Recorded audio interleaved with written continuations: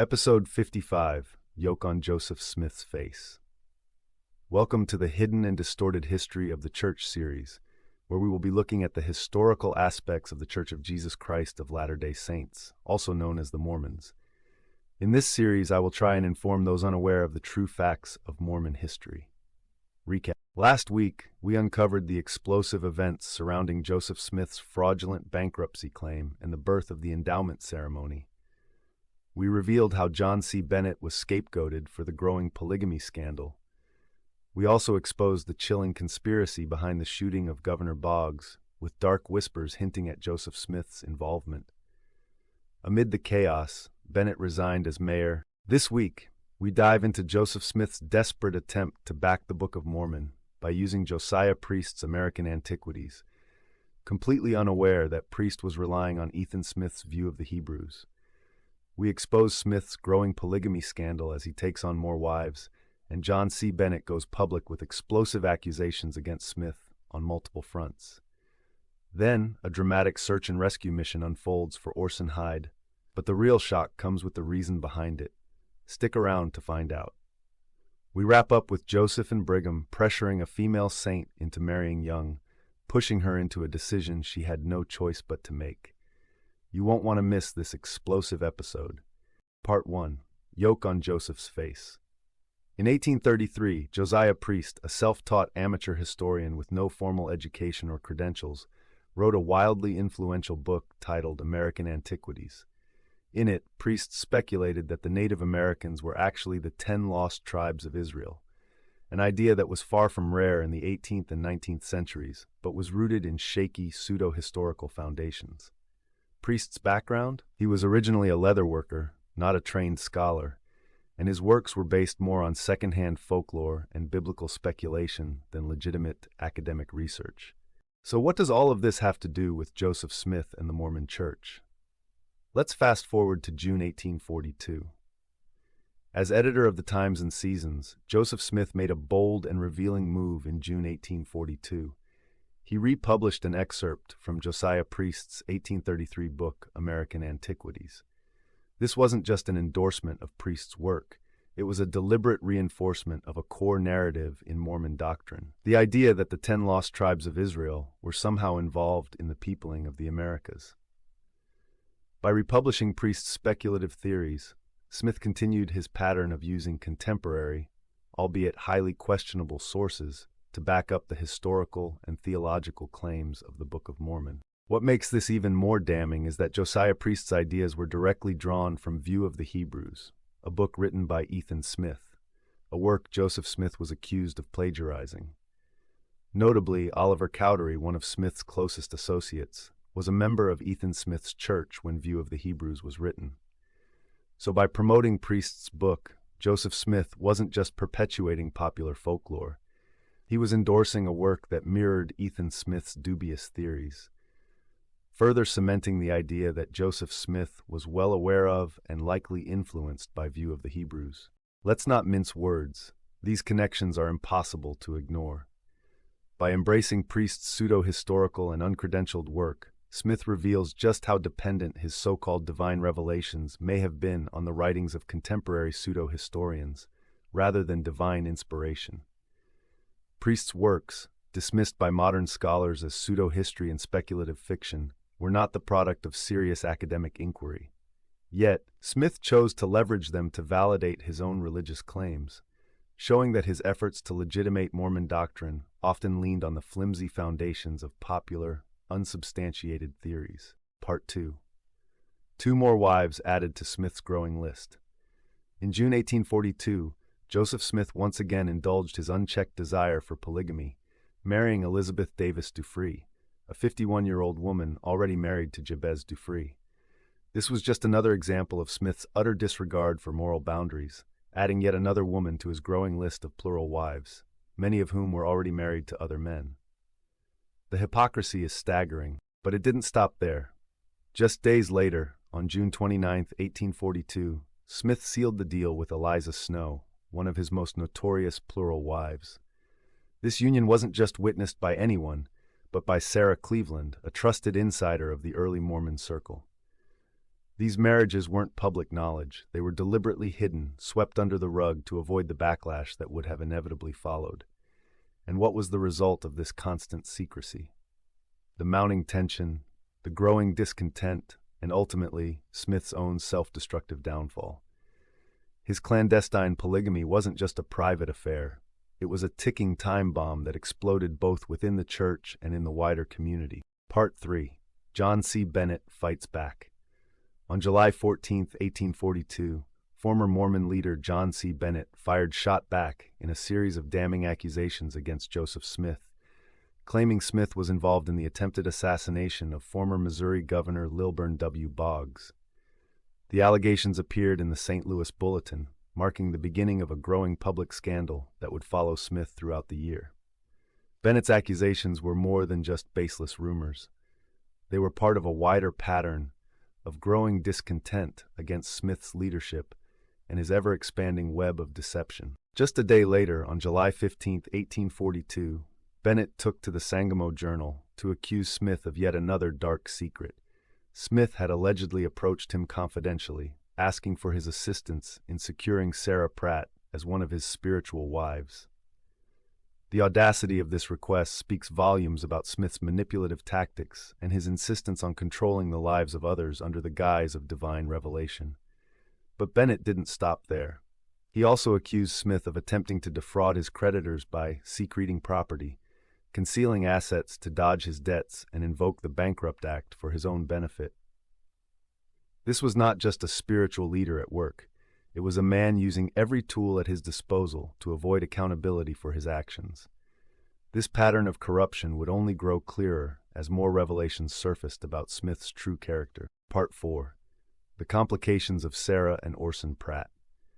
On July 15, 1842, Nauvoo was thrown into turmoil as thousands of Mormons launched a frantic search for Apostle Orson Pratt, who had left behind a suicide note. The community feared the worst, but when they finally found him, Orson was alive, though emotionally devastated. What had broken him? Joseph Smith's audacious attempt to seduce his wife, Sarah Pratt, under the guise of spiritual wifery. Sarah later recounted Smith's words in chilling detail.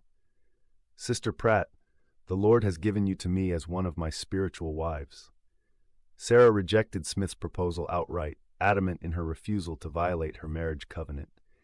But instead of accepting her refusal, Smith retaliated with vicious slander, accusing Sarah of moral corruption and infidelity during Orson's absence on his mission. Historian Brian C. Hales, in his book Joseph Smith's Polygamy, History and Theology, 3 vols, discusses this incident, noting that Smith's actions were part of a broader, more complex web of relationships and accusations.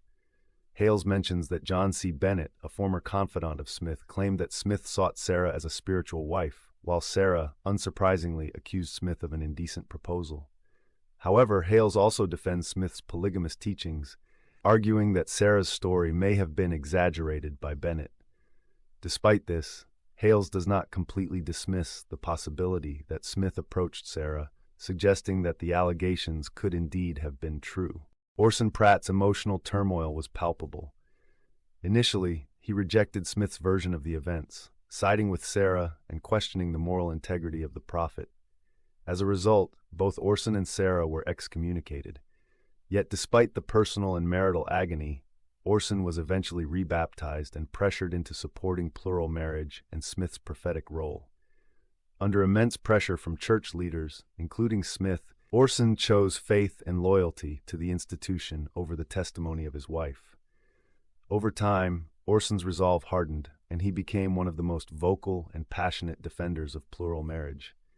He publicly embraced the doctrine, arguing fervently that it was not only a divine principle, but also a necessary component of the salvation process. However, the decision came at a significant personal cost. Sarah never forgave Smith and remained fiercely opposed to polygamy, continuing to publicly condemn both Smith's advances and the practice in general. Their marriage, though they remained together for many years, was permanently altered by this traumatic episode. By the time Orson passed away in 1881, Sarah had distanced herself from both her husband and the church, unable to reconcile her personal pain with Orson's growing devotion to a doctrine she rejected. Part 5. Too Young for Young. On July 15, 1842, a dramatic and controversial event unfolded in the early Mormon community. Martha Brotherton, an 18-year-old woman, publicly exposed a scandal that would reverberate throughout the church. She recorded and published an account in the St. Louis Bulletin, revealing the combined attempts by Joseph Smith and Brigham Young to coerce her into marrying Young, despite her clear reluctance. According to Martha, the proposal was cloaked in secrecy and presented in such a way that she was instructed to keep the matter hidden from her parents and the broader community. This was not just a request for a marriage. It was a demand shrouded in manipulation and secrecy, hallmarks of the tyrannical control early Mormon leaders wielded over women. In her account, Martha made it abundantly clear that she was being pressured into a marriage that she had no interest in. The secrecy surrounding the arrangement only exacerbated her distress, compounding the emotional manipulation she was enduring. Smith and Young, abusing their positions of power, allegedly tried to convince her that this marriage was not just desirable, but necessary for her salvation, an ultimatum that was as coercive as it was unethical. D. Michael Quinn, in Early Mormonism and the Magic Worldview, starkly explains the gravity of this situation. Brotherton's account is significant because it directly challenges the sanctity and moral claims made by Joseph Smith and Brigham Young regarding plural marriage. Her exposure of the secretive and manipulative nature of these practices sheds light on the coercive and controlling environment that women like her were subjected to. Her experience was not an isolated incident, but rather part of a broader pattern of secrecy and abuse associated with the establishment of plural marriage in the church. But when Martha rejected the proposal, the backlash she faced was nothing short of brutal. Church leaders and members viciously attacked her character, labeling her a liar and spreading malicious rumors aimed at destroying her reputation. This cruel retaliation was not some one-off instance, but a calculated attempt to silence and discredit any woman who dared challenge the patriarchal authority of the church's leadership. Many felt that the attempts to persuade her into a marriage were done with good intentions, though not all agreed with the practice of plural marriage. The attacks on Brotherton's character were not necessarily an organized effort, but rather a reaction to the confusion and tension surrounding plural marriage. Such a claim, that this was merely a misunderstanding, is nothing short of an attempt to obfuscate the real issue. It's a feeble attempt to whitewash the truth of what transpired. The reality is that Martha was subjected to a profound betrayal of trust, and her story cannot be dismissed with such weak excuses. Martha Brotherton's account, published in the St. Louis Bulletin, is a powerful expose of the manipulation, secrecy, and abuse of power that underpinned many early Mormon marriages, particularly those involving plural marriage. Her courage in speaking out not only challenged the authority of Joseph Smith and Brigham Young, but also illuminated the darker side of early Mormonism, one marked by control, coercion, and the subjugation of women. In an environment where dissent was punished with character assassination, Martha's refusal to comply and her brave decision to make her story public stand as a testament to the personal sacrifices many women had to make in the name of faith. Todd Compton, in Sacred Loneliness, The Plural Wives of Joseph Smith, drives home the devastating reality of what Martha endured. Martha Brotherton's refusal to marry Brigham Young exposes the darker side of early Mormon polygamy. Her published story in the St. Louis Bulletin provides a rare glimpse into the manipulation, secrecy, and emotional distress faced by women during the establishment of plural marriage. Her subsequent character assassination by church leaders further illustrates the ways in which dissent was silenced, and the authority of church leaders, especially Smith and Young, was maintained at all costs. In the end, Martha Brotherton's story is not just a scandal. It's a damning indictment of the lengths to which Joseph Smith and Brigham Young were willing to go to preserve their authority over the lives of their followers. Her testimony exposes the true nature of early Mormon leadership, one that thrived on secrecy, manipulation, and the exploitation of vulnerable women. Please watch for future videos, and thank you so kindly for watching. This is the Ex-Mormon Informant signing off for the day.